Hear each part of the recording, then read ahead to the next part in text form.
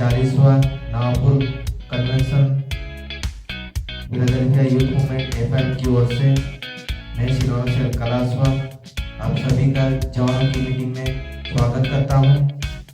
कल तक आप सबने हमारा YouTube अपना चैनल देखा होगा। अगर नहीं देखा है तो आप कभी भी टाइम निकाल के हमारा अपना YouTube चैनल पे जाके देख सकते हो। और हम आगे जाने से पहले दुआ में जाएंगे और हम सब अपनी आंखें बंद करें और हम दुआ में जाएंगे और प्रार्थना करेंगे। Our Father which art in heaven, we thank the blessing that is given to us, Lord. Lord, at this time, as we came in your presence to present worship, Lord, especially this time I am praying for all the youth and everyone those are watching this live, Lord. Help them and bless them, Lord, and be with us toward this meeting, Lord, and help us to walk in the path, Lord. In these few words, our maximum Savior Jesus Christ. Amen. अब हमारे बीच में sister सुजी है जो हमें games की ओर लेके जाएगी और मैं सिस्टर का स्वागत करता हूँ। Welcome to sister. आप लोग सबका फिर से एक बार स्वागत है नवापुर कन्वेंशन के सेकेंड डे के यूथ सर्विस में। आई होप आप लोग सब एक्साइटेड है इस सेशन के लिए। सो मुझे पता है कि आप लोग वीडियोस ऑन नहीं कर सकते, एक दूसरे को नहीं देख सकते, लेकिन क्या सब अपने अपने घर पे एक बार स्माइल कर सकते हैं क्या? थोड़ा हंस सकते हैं? ऐसे शक्ल बना के बैठने की जरूरत नहीं है, थोड़ा हंस सकते हैं एक दूसरे को देख के, इधर उधर देख के थोड़ा स्माइल कर सकते हैं क्या? ओके, सो आप लोग सब तैयार हैं आज के आइस ब्रेकर के लिए? सो आज का गेम बहुत सिंपल सा गेम है। इस गेम का नाम है pick the odd one out. So इसमें अभी आपके पास स्क्रीन पर कुछ टॉपिक्स आएंगे और उन टॉपिक से रिलेटेड कुछ फैक्ट्स आपके पास नीचे आएंगे। आपको बस गलत फैक्ट को सेलेक्ट करना है। सो बहुत सिंपल सा गेम है। सो आप लोग सब तैयार हो तो अपन स्टार्ट करते हैं।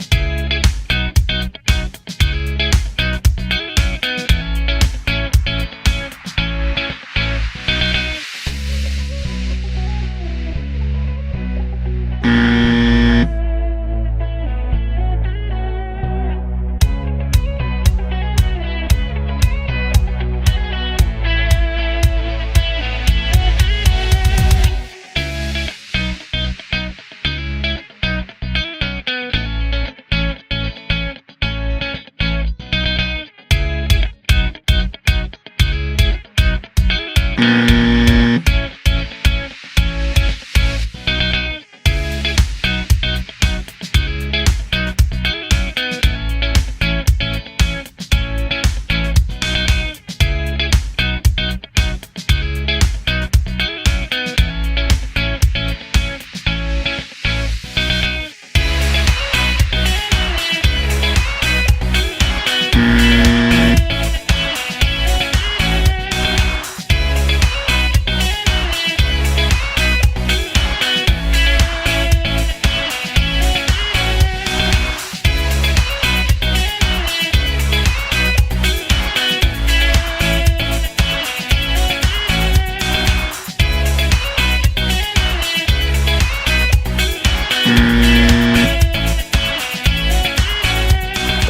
होप आप लोग सबने गेम एंजॉय किया होगा और कुछ नए फैक्ट्स सीखे होंगे आप लोग ने.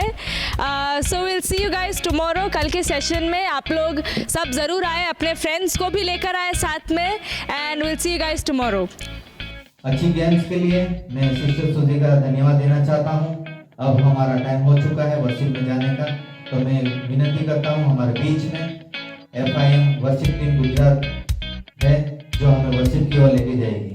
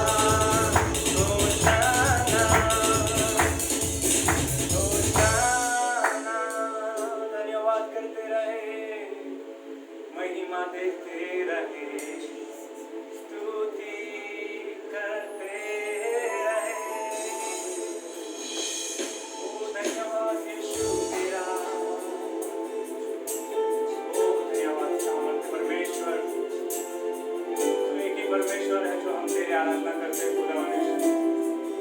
आकाश पृथ्वी पर अधिकार तेरा है खुदावन, हालेलुया।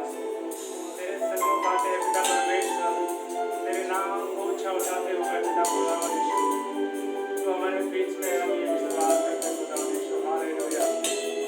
ईश्वर की इच्छा है कि हो तेरी स्तुति और आराधना करता हूँ मैं तुझसे ये प्रार्थना, हालेलुया। आज हम इस समय हम प्रार्थना करते हैं गीतों के द्वारा प्रभु, तो हमारे बीच में रहे, हमारा नाम नहीं लेकिन तेरा नाम ऊंचा रहे, hallelujah. Thank you for your आत्मा, थैंक यू मास्टर।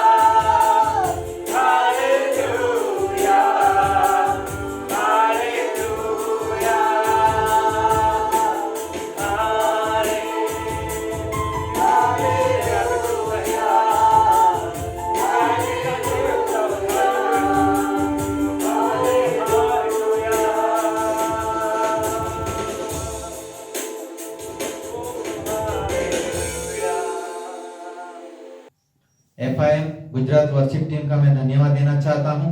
अब हमारा टाइम हो चुका है, परमेश्वर के वचन की ओर जाएंगे हम लोग। तो हमारे बीच में ब्रदर रिंसन है जो हमें परमेश्वर के वचन की ओर लेके जाएंगे।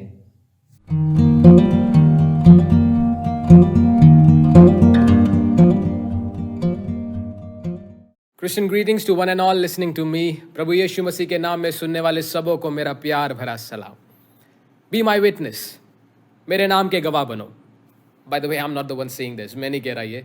I'm just quoting Jesus। मैं यीशु मसीह के द्वारा कहे गए एक कथन को आपके सामने रखना चाहता हूँ, और उनके लिए जिन्होंने अभी तक यीशु मसीह को जाना नहीं है, एक संक्षिप्त विवरण यीशु मसीह का मैं बताना चाहता हूँ। Who is Jesus? Jesus is God who came into this world taking the form of a man, lived for 30 years, died on the cross for the sins of humanity, and resurrected from the dead and ascended into heaven. Just a brief glimpse. यीशु मसीह एक परमेश्वर, एक ही परमेश्वर जो इस संसार में मानव बनकर आता है, 30 साल तक अपने लोगों के साथ रहता है, फिर अपनी सेवकाई को शुरू करता है, बहुत सारे भले कामों को करता है, लेकिन उसके सब भले कामों के बावजूद लोगों की पापों की वजह से उसको मरना पड़ता है। He dies voluntarily, he dies, और तीसरे दिन वो मुर्दों में से जी उठता है और स्वर्ग चला जाता है। This is the Jesus that I am talking about. और ये यीशु स्वर्ग में जाने के पहले, स्वर्गारोहण से पहले और मृत्यु से जी उठने के बाद, अपने चेलों को जब आखिरी बार मिलता है, अपने चेलों से वो एक ही बात बोलता है। He says to his disciple just one thing before ascending into heaven: be my witness. मेरे नाम के गवाह बनो। Many of us in the present day Christendom are aware of this. आज के जो मसीही लोग हैं, हम में से अधिकतर लोग इस एक कथन को जानते हैं, और कई लोग उसको महान आदेश भी बोलते हैं। Very good, very good. But I see 2 problems. मैं 2 समस्याओं को देखता हूँ। प्रॉब्लम नंबर 1, मानते बहुत कम है। Even though we call it the Great Commission, we don't treat it like the Great Commission. भले ही हम जानते हैं कि ये परमेश्वर यीशु मसीह के द्वारा दिया गया महान आदेश है, हम पालन फिर भी नहीं करते। दूसरा प्रॉब्लम, हम में से कुछ लोग पालन करते हैं, but they don't follow it the way it is suppose to be followed.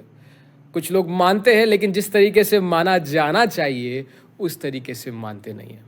So all I am attempting to do within the given time that is given to me is to address these true problems and to possibly provide a solution.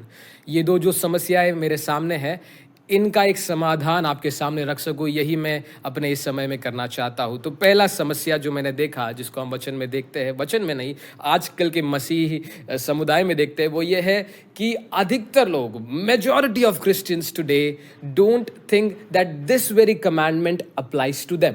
अधिकतर लोग ये मानते हैं कि ये महान आदेश मेरे लिए नहीं है। मसीह लोगों की बात कर रहा हूँ। तो किसके लिए है भाई?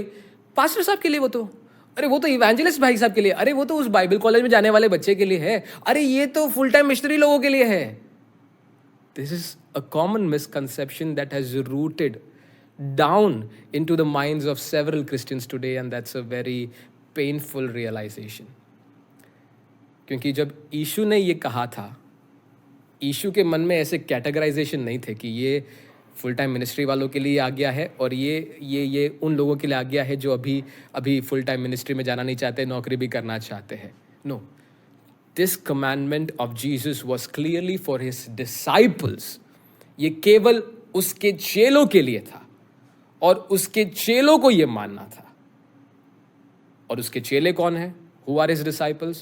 The ones who believed in him, got baptized in his name, and are fulfilling his commandments. जो उसके नाम पर विश्वास करते हैं, पापों से मन फिरा कर बपतिस्मा लेते हैं और उसकी आज्ञाओं का पालन करते रहते हैं। These are the disciples.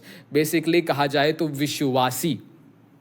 एक और सैड रियलाइजेशन आज के ज़माने में देखा जाता है, वो है कि हमने एक हायरार्की बना दी है। हमने बोला है कि एक तो होता है विश्वासी, नॉर्मल बिलीवर, चर्च आता है, संडे को आराधना करता है, दशवांश देता है, घर पे चला जाता है, दैट्स अ विश्वासी। Who is a disciple? Disciple is a full time minister और यू नो जो क्रियाशील रूप से प्रभु की सेवकाई में शामिल होता है। We have created this sort of a hierarchy, and that is just a lame excuse that we are providing to justify our desire to not serve. ये एक बहाना है जो हम बनाते हैं ये बताने के लिए कि भाई मुझे सेवा नहीं करना है। उसको जस्टिफाई करने के लिए, उसको सही साबित करने के लिए एक बहाना जो बनता है, उसका नाम है ये हायरार्की। लेकिन प्रभु यीशु मसीह के वचन में जब हम पढ़ते हैं तो शुरुआत की शताब्दी की कलीसिया में ऐसा कोई डिस्टिंक्शन नहीं था मेरे प्रियजनों। Every believer was a disciple and every disciple was a believer. हर एक विश्वासी एक चेला था और हर एक चेला एक विश्वासी था, और ये चेले गवाही देते थे। आप विश्वास नहीं करोगे, चलते वचन में चलते, प्रेरितों के काम की किताब को निकालते, उसके 8वें अध्याय में अगर आएंगे, प्रेरितों के काम की किताब उसका 8वां अध्याय, उसकी पहली आयत से जब आप पढ़ना शुरू करेंगे तो आपको पता पड़ेगा ये डिस्टिंक्शन वास्तव में वहां पर है या नहीं। Let's go into that. इस प्रकार उसके मार डाले जाने में शाऊल का भी सहमति था। नाउ उसी दिन यरूशलेम की कलीसिया पर घोर अत्याचार आरंभ हुआ और प्रेरितों को छोड़ वे सब यहूदिया और सामरिया के समस्त प्रदेशों में तितर बितर हो गए। तो हो क्या रहा है, आप सबको मालूम होगा, यीशु मसीह स्वर्गारोहण हो चुका है, और यीशु मसीह के जाने के बाद यीशु मसीह ने अपने चेलों को, जिनको प्रेरित भी बोला जाता है, 12 डिसाइपल्स और 12 अपोस्टल्स, उनको ये आज्ञा देता है और बोलता है कि तुम जाकर चेला बनाओ, लेकिन चेला बनाने से पहले परमेश्वर का सामर्थ प्राप्त करो। वो सामर्थ प्राप्त करते हैं, चेला बनाना शुरू करते हैं, वो गवाही दे रहे हैं, और उनके गवाही देने की वजह से एक कलीसिया अब यरूशलेम में खड़ी हो चुकी है। लगभग 5000 लोग हैं, 5000 से ज़्यादा है, लेकिन वहाँ पर एक नंबर जो मुझे मिला है वो 5000 का है।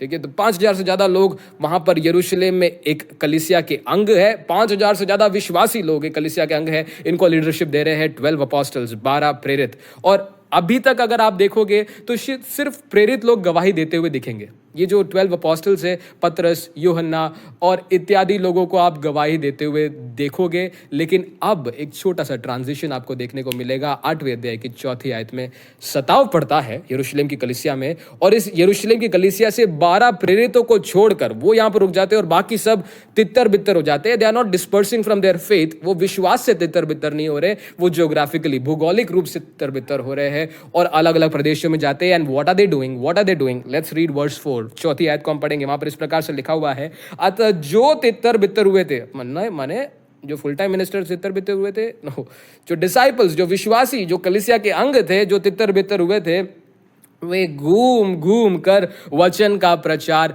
करने लगे।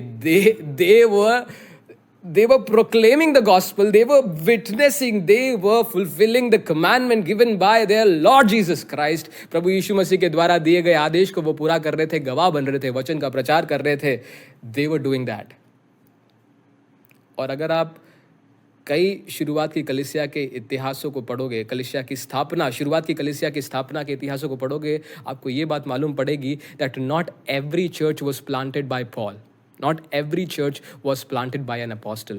हर एक कलीसिया की स्थापना किसी प्रेरित के द्वारा नहीं हुई। उनमें से कई ऐसी कलीसिया थी जो शुरुआत की शताब्दी में थी, जिसकी स्थापना विश्वासियों ने, हमारी भाषा में विश्वासियों ने किया था, बट उनके लिए चेलों ने किया था। The disciples who were committed to follow the command of Jesus. So I guess I have popped that bubble from your mind that it is not a commandment just for pastors. ये केवल पासबानों के लिए दिया गया आदेश नहीं है, ये आदेश हम सब के लिए है मेरे प्रियो। और अगर हम परमेश्वर से प्रेम करते हैं, हम उस आदेश को पूरा करेंगे। यूहन्ना का सुसमाचार उसका 15वां अध्याय उसकी 14वीं आयत में इस प्रकार से लिखा है, जो मुझसे प्रेम करते हैं वो मेरी आज्ञाओं को मानेंगे। यीशु से प्रेम करते हो आप? We do, or we all do. Then let's follow the commandment. ठीक है? So that's the first problem that I have tried to address. The second problem is, कई लोग गवाही देते तो है, बट वो गवाही ऐसी गवाही नहीं है जिसको देने की आज्ञा उनको प्रभु यीशु मसीह ने दी थी। प्रभु यीशु मसीह बोलता है, जाओ तुम मेरे नाम के गवाह बनो।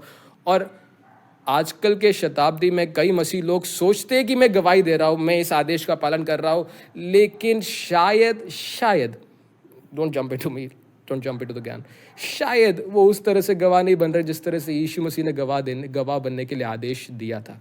तो यीशु मसीह ने कैसे गवाह बनने के लिए आदेश दिया था? Let's go to book of Acts chapter 1। उसके पहले अध्याय में जाएंगे तो वहाँ पर यीशु मसीह स्वर्ग में जा चुका है। चेले लोग अभी ऊपरी कक्ष में इंतजार कर रहे पवित्र आत्मा के सामर्थ का, और उनको तब याद आता है, पतरस को तब याद आता है कि यार 12 चेले थे, लेकिन एक तो बेचारा स्वर्ग सिधार गए, स्वर्ग नहीं बोल सकते, मर गया बेसिकली, वो था यहूदा इस्करियोता। और अभी इस 12वें चेले की जगह खाली है, उसकी जगह हमें किसी को रखना है। ठीक है, तो वो एक को रखते हैं और उसको क्यों रख रहे, उसका रीजन पतरस हमें उसकी 22वीं आयत में दिखाता है। अर्थात यूहन्ना द्वारा उसके बपतिस्मा पाने से लेकर ऊपर उठा लिए जाने तक जो लोग सदा हमारे साथ थे, उनमें से कोई एक हमारे साथ उसके पुनरुत्थान का गवाह बने। Be the witness of the resurrection of Jesus. प्रभु यीशु मसीह के मरे हुए में से जी उठने का गवाह बनने के लिए हमारे बीच में 12 प्रेरितों का होना ज़रूरी है। और फिर यहाँ पर कहानी ख़त्म नहीं होती। अगर आप आगे पढ़ेंगे तो आपको मालूम पड़ेगा वो गवाह देना शुरू कर रहे, गवाही देना शुरू कर रहे, गवाह बनना शुरू कर रहे। उनके ऊपर पवित्र आत्मा का सामर्थ्य उतरता है, पतरस खड़ा होता है और गवाही देता है। क्या गवाही देता है वो? अगर आप दूसरे अध्याय की 23वीं आयत पढ़े, वहां पर लिखा है, इसी मनुष्य को जो परमेश्वर की पूर्व निश्चित योजना और पूर्व ज्ञान के अनुसार पकड़वाया गया था, तुमने विधर्मियों के हाथ क्रूस पर कीलों से ठुकवा कर मार डाला, परंतु परमेश्वर ने मृत्यु की पीड़ा को मिटाकर उसे पुनः जीवित कर दिया, क्योंकि मृत्यु के वश में रहना उसके लिए असंभव था। केवल पहला संदेश नहीं, उसका दूसरा संदेश जो 3रे अध्याय में यरूशलेम के मंदिर में वो प्रचार करता है, उसका भी मेन टॉपिक यही था। 3रे अध्याय की 14 और 15वीं आयत, तुमने उस पवित्र और धर्मी को अस्वीकार किया और एक हत्यारे के लिए विनती की कि वह तुम्हारे लिए छोड़ दिया जाए, परंतु जीवन के कर्ता को मार डाला, जिससे परमेश्वर ने मृतकों में से जिलाया, जिसके हम गवाह हैं। उसके बाद ये प्रचार करने के लिए उसको यरूशलेम की महासभा के सामने लाया जाता है 4थे अध्याय में। वहां पर भी वो यही प्रचार करता है 10वीं आयत में, तो तुम सबको और समस्त इज़राइल के लोगों को मालूम हो जाए कि यीशु मसीह नासरी के नाम से, जिसे तुमने क्रूस पर चढ़ाया और जिसे परमेश्वर ने मृतकों में से जिलाया। 5वें अध्याय में एक और बार उसको प्रचार करने का मौका मिलता है और 30वीं आयत में हम पढ़ते हैं, 5वें अध्याय की 3री आयत में, हमारे पूर्वजों के परमेश्वर ने उस यीशु को जिला उठाया जिसे तुमने क्रूस पर लटका कर मार डाला। अगर पतरस हर एक संदेश में इस बात का जिक्र कर रहा है, उसके प्रचार का मेन शीर्षक ये है कि यीशु मसीह हमारे पापों के लिए मारा गया, लेकिन मेरे परमेश्वर ने उसे 3रे दिन जी उठाया। हम कौन होते हैं उसके संदेश में फेरबदल करने वाले? Who are we to create or invent our own model of witnessing? No. आजकल एक अक्सर एग्जिस्टिंग मॉडल जो पाई जाती है वो एक ऐसी मॉडल है जिसमें इन बातों का जिक्र बिल्कुल नहीं होता।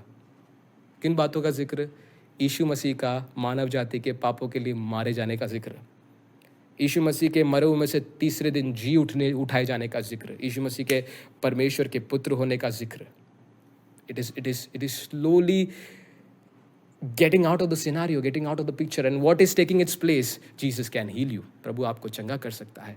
मैं पहले गरीब था, मैं ये था, मैं बीमार था, मैं दुष्टात्मा से ग्रसित था, और अब मैं ये हूँ, मैं चंगा हो गया हूँ, मेरे पास पैसा आ गया है, मेरे पास धन संपत्ति आ गई है। This is the sort of witnessing that we are doing today, but sadly I'd like to say on the authority of the word that this is not the witnessing that Jesus has asked us to do. प्रभु यीशु मसीह ने हमको ऐसे गवाह बनने के लिए नहीं कहा था, क्योंकि अगर आप देखें तो पतरस के पास हमसे ज़्यादा अनुभव है।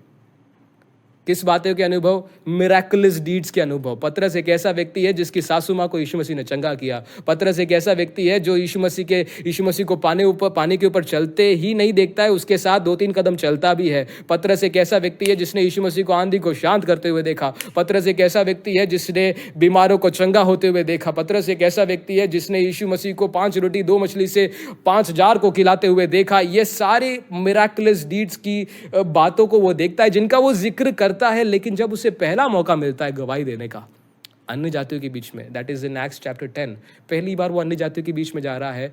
हम में से कोई होता तो we would have begun with that story, no, कि यार यू नो जीसस, मैंने यीशु मसीह का 3 बार इनकार किया था, I was that guy, but Jesus came to my rescue and I am I am the leader of the church now. मैं प्रभु यीशु मसीह की कलीसिया का गवाह हूं। I would have said that, but what does Peter say? Peter again preaches the crucified Messiah who resurrected on the 3rd day by the power of God. प्रभु यीशु मसीह के 3रे दिन जी उठने का वो प्रचार करता है। और अगर मैं पतरस से पूछूं why Peter, why are you saying these things and not mentioning the other things? Peter बोलता है, पतरस बोलता है, प्रभु यीशु मसीह का इस धरती पर आने का मेन मकसद चंगा करना नहीं था। मेन मकसद, लेट मी क्लैरिफाई, प्रभु यीशु मसीह का इस धरती पे आने का मेन मकसद दुष्टात्मा निकालना नहीं था मेरे प्रियो। गरीबों की भूख मिटाना नहीं था मेरे प्रियो। मेरे प्रभु यीशु मसीह का इस धरती पर आने का मेन मकसद ये है कि वो मानव जाति की सबसे बड़ी समस्या जो पाप है उसका निवारण कर सके। और वो निवारण कैसे वो करेगा? अपने जान को देकर, एक निर्मल मेमने की जान को देकर, एक पवित्र परमेश्वर की जान को पापी मानव जाति के बदले में देकर पाप से मानव जाति को छुड़ा लेना। कैसे? अगर वो उस पर विश्वास करते हैं। This is what we need to preach, this is what we need to give gospel. मैं आपको मना नहीं कर रहा बाकी गवाही देने के लिए। अगर आपको परमेश्वर ने चंगाई दी है, आपको प्रचार करना है। अगर आपको परमेश्वर ने दुष्टात्मा से छुटकारा दिया है तो आपको प्रचार करना है। अगर आपको परमेश्वर ने गाड़ी बंगला सब दिया है, आपको प्रचार करना है। लेकिन अगर आप केवल वो प्रचार कर देते हो तो you are not delivering what our Christ here came to deliver. आप वो प्रचार नहीं कर रहे जिसको प्रचार करने के लिए मेरा मसीह इस दुनिया में आया था और जिसका गवाह बनने के लिए उसने हमें कहा था। हमें उसके साथ ये भी बोलना है। वो नहीं बोले तो चलेगा, बट ये बोलना जरूरी है। ये क्या है?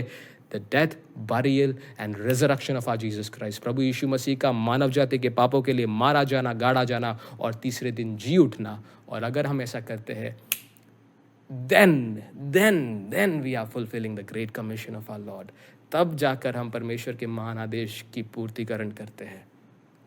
And I pray and I hope this message was not meant to offend you but to guide you।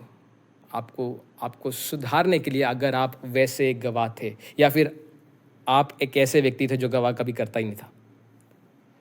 This was only meant to guide you, and I pray and I hope that we will be such witnesses in the days to come। हम ऐसे गवाह जो मसीह चाहता है बनेंगे। And with this, I would like to conclude my message। May God bless you all। Thank you। अच्छे वचन के लिए मैं परमेश्वर का धन्यवाद देना चाहता हूँ ब्रदर इंसन को भी, जो हमारे बीच में आकर अच्छे वचन को उसने प्रकट किया इसलिए। और अब हमारा टाइम हो चुका है, हम लोग क्लोजिंग प्रेयर में जाएंगे। हमारे बीच में पास्टर लाजरस एच कलासवा उकाईचर्च से हैं जो हमें क्लोजिंग प्रेयर में ले जाएंगे। आइए हम इस वक्त जवानों की मीटिंग प्रार्थना के साथ समाप्त करें। आइए प्रार्थना में जाएं।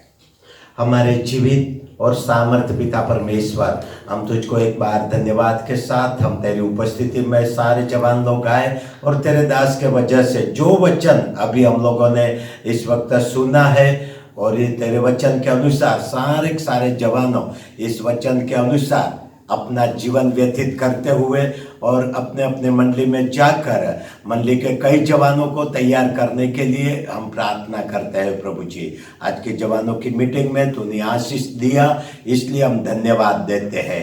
आज की शाम की होने वाली सभा में भी परमेश्वर तेरी उपस्थिति होने के लिए हम प्रार्थना करते हैं। यीशु के नाम में आमीन।